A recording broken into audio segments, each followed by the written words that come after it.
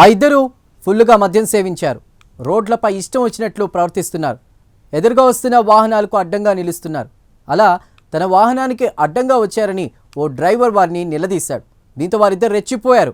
డ్రైవర్పై దారుణంగా విరుచుకుపడ్డారు. డ్రైవర్తో పాటు వాహనంలో ఉన్నటువంటి మరో వ్యక్తిపై కూడా అనుచితంగా ప్రవర్తించారు. హైదరాబాద్ బిఎన్ రెడ్డి నగర్లో జరిగినటువంటి ఈ ఘటన స్థానికులను తీవ్ర ఆగ్రహానికి గురిచేసింది.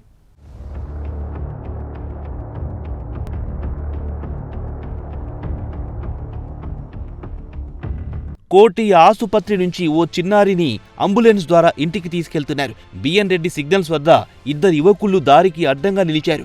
వాహనం వెళ్లడానికి దారి ఇవ్వాల్సిందిగా అడ్డంగా ఉన్న యువకులను అంబులెన్స్ డ్రైవర్ కోరాడు.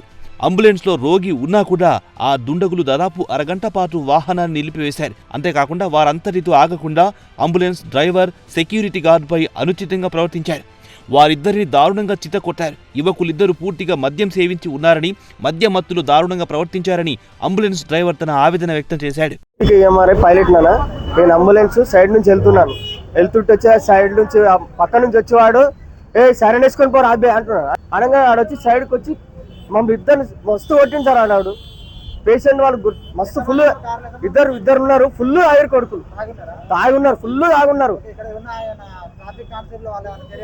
వాళ్ళు ఏం చర్యలు తీసుకోలే ఏమంటే ఏం చెప్తలేరు.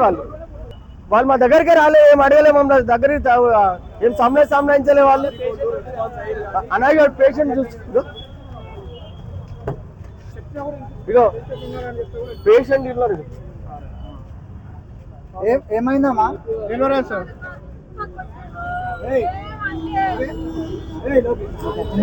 పాప ఉంది, హాస్పిటల్కి వెళ్ళి వస్తున్నాం సార్. కోటి హాస్పిటల్ నాగిల్కి వెళ్తున్నాం.